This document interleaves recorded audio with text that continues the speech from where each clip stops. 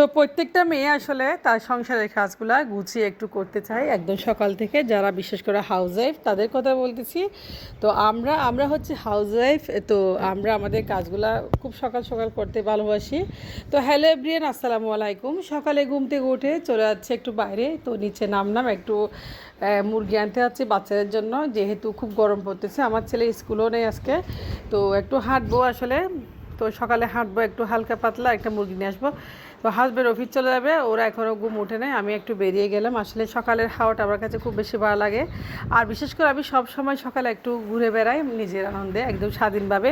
এটা আমি সবসময় করি, অনেক আগেও করছি, এখনও করি। তো বেরিয়ে গেলাম। দেখেন আমাদের আবাসিক, এটা আমি যেখানে থাকি, যেখানে বসবাস করি, ওই এলাকাটা খুব নিরিবিলি একদম পরিবেশ, ঠান্ডা হাওয়া, খুব ভালো লাগতেছে। চলে আসলাম আমি হেঁটে, অনেকক্ষণ হাঁটেছি।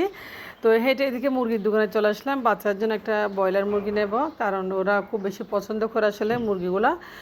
তো আমরা দেশি মুরগি খাই আসলে, আমি আমার হাজব্যান্ড সপ্তাহে একটা আনি খাই। আসলে অনেক দাম দেশি মুরগির। তো যা হোক, আবার দোকানেও চলে আসলাম এদিকে। তো কিছু মরিচ নিব আসলে, সেটাই ভাবতেছি। আমি অনেকগুলো ঝাল ঝাল মরিচ আসলে মেশিনে গুঁড়া করে ফেলছি, এগুলো সাথে মিক্স করবো বলে।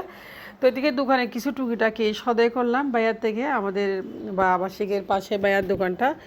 তো কিছু সদাইও করলাম ওনার দোকানে, তো ওনারকে আসলে ভিডিও করতেছি। যা হোক, অনেক বাইয়া ভালো, অনেক ভালো বাইয়াটা। তো বাসায় চলে আসলাম, বাসায় এসে ভাতটা বসিয়ে দিয়েছি।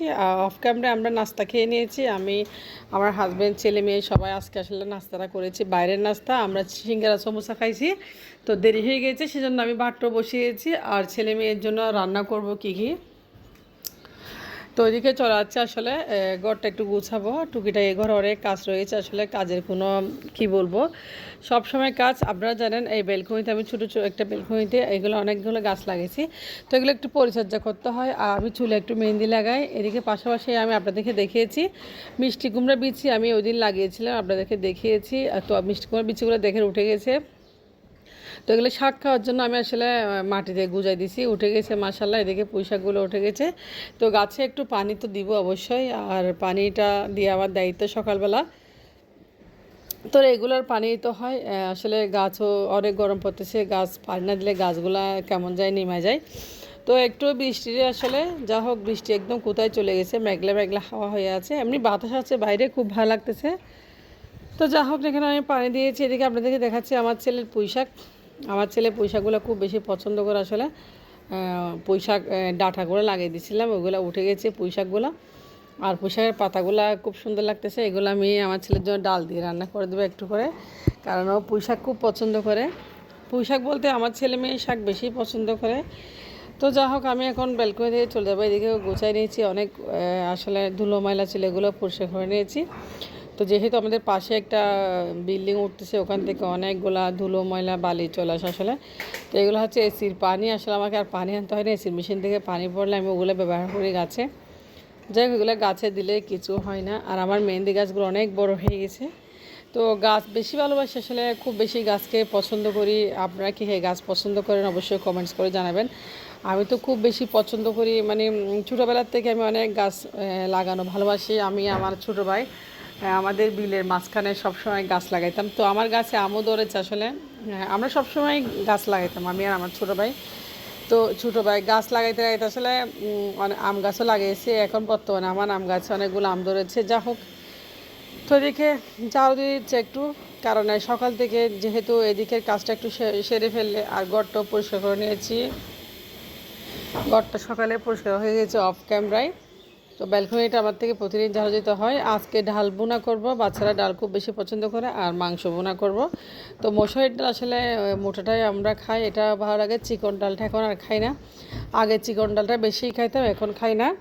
তো যা হোক, ডালটা আমি ধুয়ে একটু পানিতে ভিজা দিচ্ছি, কারণ ডালগুলা ভিজতে ভিজতে আমি এদিকে মাংসটা একটু ধুয়ে নেব। তো অফ ক্যামেরায় মাংসটা আমি মুরগিটা কেটে নিয়েছি, একদম ধুয়ে পরিষ্কার করে নিয়েছি। তো দেখেন এদিকে মুরগির অবস্থা কি, মুরগিটা ধুয়ে নিচ্ছি।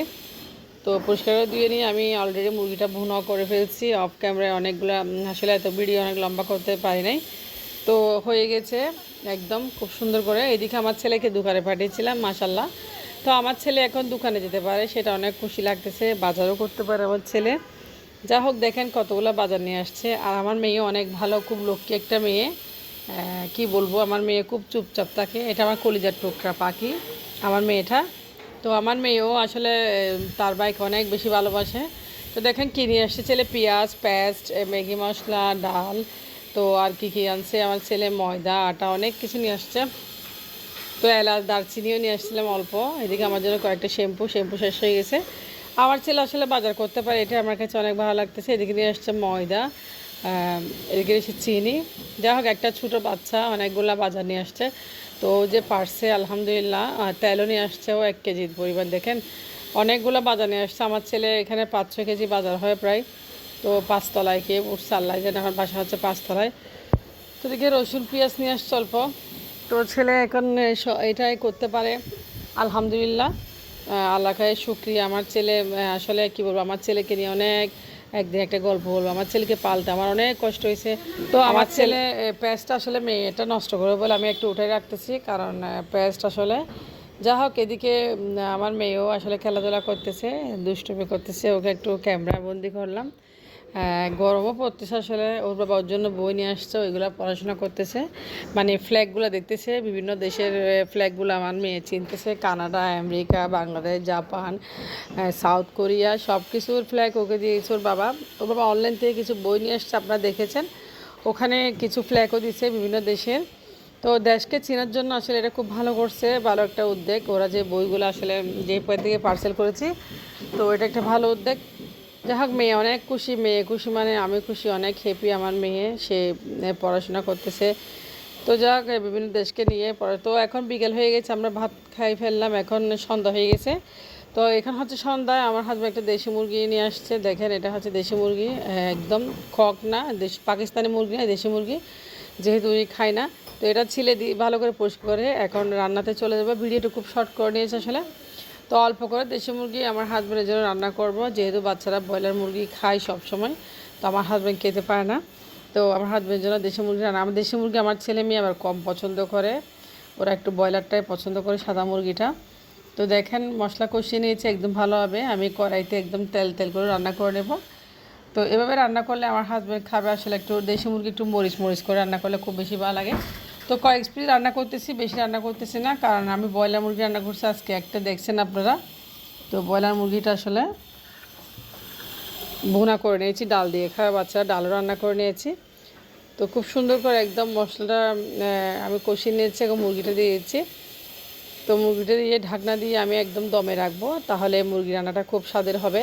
তো এইভাবে দেশি মুরগি আমি প্রায় সময় রান্না করি আমার হাজব্যান্ডের জন্য, খুব মজা করে। দেখেন, তো আপনারা কে কে পছন্দ করেন এভাবে মুরগি রান্না করতে? তো বেশি রান্না করতেছে কারণ উনিই খাবে, হয়তো আমি একটা খাবো, যা হোক। তো আজকের ভিডিওটা আপনাদের জন্য এটুকু পর্যন্ত রইল। আপনারা এভাবে কে কে মাংস রান্না করেন অবশ্যই কমেন্টস করে জানাবেন। আমি সবসময় এভাবে রান্না করি। তো যার যার পছন্দ আসলে, আমার হাজব্যান্ড যেহেতু এভাবে পছন্দ করে, হাজব্যান্ডের মনের মতো রান্না করে দিই। তো আসলে ও ফার্মের মুরগিটা অনেক আগে থেকে খায় না আমার হাজব্যান্ড। ও এমনি খেতে চায় না, যে মানে একদম খেতে চায় না উনি, মানে পছন্দ করেন না। আমার বিয়ের আগের থেকে দেখেছি ওনাকে আমি। তো আজকের ভিডিও একটু পর্যন্ত। আল্লাহ হাফেজ, আপনারা ভালো থাকবেন। আসসালামু আলাইকুম।